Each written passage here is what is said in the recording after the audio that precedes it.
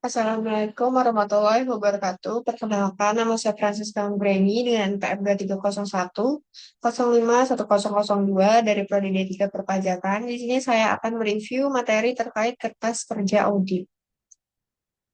Kertas kerja audit mengacu pada dokumen yang disiapkan atau digunakan oleh auditor sebagai bagian dari pekerjaan mereka. Dokumen tersebut termasuk meringkas bisnis klien, alur proses bisnis, program, atau prosedur audit, dokumen atau informasi yang diperoleh dari klien, dan dokumen pengujian audit. Kertas kerja audit terkadang juga disebut sebagai dokumen audit. Dokumen-dokumen ini adalah bukti yang mendukung auditor untuk membuat kesimpulan mereka atas laporan keuangan. Misalnya, seorang auditor memiliki perjanjian dengan klien untuk mengaudit laporan keuangan. Kertas kerja audit juga mencakup file Word dan Excel yang digunakan auditor untuk mendokumentasikan pengendalian secara internal atas klien untuk pelaporan keuangan, sifat bisnis, dan kertas kerja pengujian audit. Pada umumnya, kertas kerja audit diperoleh atau disiapkan oleh staf audit atau asisten audit. Berikut informasi yang tercantum dalam kertas kerja audit, yaitu informasi tentang anggota tim audit dan pekerjaan yang dialokasikan untuk mereka. Kemudian, apakah auditor mengikuti semua standar audit atau SA yang berlaku atau tidak. Kemudian, berisi apakah pihak yang bersangkutan merencanakan audit atau tidak. Kemudian berisi tentang apakah ada pengawasan yang tepat atas pekerjaan yang dilakukan yang memungkinkan anggota tim audit untuk bertanggung jawab atas pekerjaan yang mereka lakukan. Kemudian berisi tentang apakah auditor melakukan analisis yang tepat atau tidak. Kemudian yang terakhir berisi tentang apakah bukti-bukti yang dicantumkan tersebut relevan, cukup, dan tepat untuk mendukung opini auditor.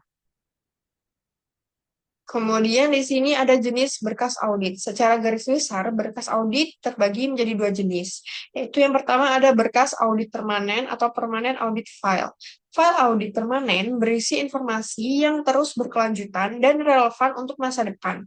Informasi seperti anggaran dasar, perjanjian pinjaman, sewa, dokumen yang terkait dengan pengendalian internal, catatan kebijakan akuntansi yang diikuti, pengamatan signifikan atas audit sebelumnya, dan lain-lain yang harus dicantumkan dalam file audit permanen. Keuntungan dari berkas audit permanen yaitu yang pertama mempermudah dalam mencari informasi dan referensi karena semua data penting tersedia dalam satu file. Kemudian yang kedua, memungkinkan auditor untuk menyiapkan daftar dokumen semua item penting. Kemudian yang ketiga, panduan untuk persiapan program audit berikutnya. Yang keempat, bertindak sebagai buku referensi untuk senior dan asisten lain dalam bekerja. Yang kelima, membantu dalam menyelesaikan rekap tahunan dan laporan auditor. Dan yang keenam, membantu meninjau pekerjaan klien. Kemudian yang kedua, di sini ada berkas audit saat ini atau current audit file. File audit saat ini berisi informasi mengenai audit yang sedang dilakukan dalam periode yang sedang berjalan.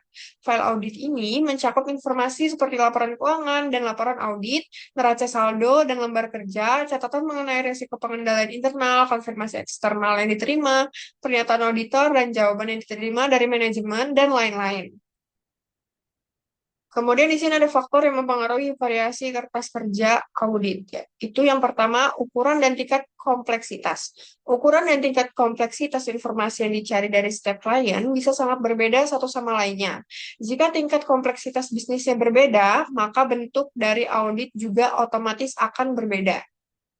Kemudian yang kedua, sifat prosedur audit yang akan dilakukan.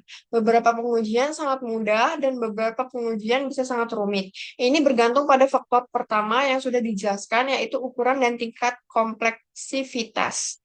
Kemudian yang ketiga ada resiko salah saji material yang teridentifikasi. Misalnya, jika resiko salah saji dalam material yang ditemukan terlihat signifikan, loss pekerjaan untuk audit harus besar. Kemudian yang keempat, signifikansi bukti audit yang diperoleh. Setiap kertas kerja audit harus memiliki subjek yang tepat, tujuan, nama klien, tanggal kertas kerja, periode audit, sumber bukti, staf yang mempersiapkan, dan staf yang meninjau. Kertas kerja juga harus ditandatangani dengan benar oleh pembuat dan peninjau. Ini harus dipersiapkan agar pihak ketiga yang terlibat dalam penyusunan dan review kertas kerja bisa mengerti.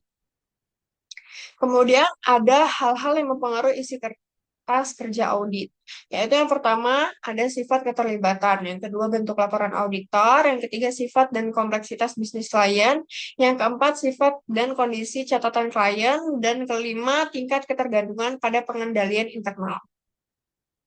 Selanjutnya di sini ada jenis-jenis kertas kerja audit, yaitu yang pertama ada program audit. Program audit adalah daftar prosedur audit yang ditujukan untuk setiap audit dengan elemen tertentu. Prosedur audit yang dimaksud adalah instruksi rincian dalam pengumpulan jenis bukti audit tertentu yang perlu diperoleh dalam proses audit. Kemudian yang kedua ada neraca percobaan bekerja. Neraca saldo kerja adalah daftar yang berisi berbagai saldo akun dari buku besar pada akhir tahun yang diperiksa dan pada akhir tahun sebelumnya. Kolom penyesuaian, reklasifikasi yang diusulkan oleh auditor, serta berbagai saldo setelah koreksi auditor yang akan muncul dalam audit laporan keuangan. Kemudian yang ketiga di sini ada ringkasan jurnal penyesuaian. Saat memproses audit, auditor mungkin menemukan kesalahan dalam laporan klien. Oleh karena itu, auditor dapat membuat draft jurnal penyesuaian yang akan didiskusikan lebih lanjut dengan kliennya. Auditor juga akan membuat jurnal reklasifikasi untuk elemen yang tidak memiliki kesalahan dalam catatan klien. Kemudian yang keempat ada jadwal utama. Jadwal induk adalah kertas kerja audit yang digunakan untuk meringkas informasi yang dicatat dalam skedul pendukung untuk berbagai akun terkait.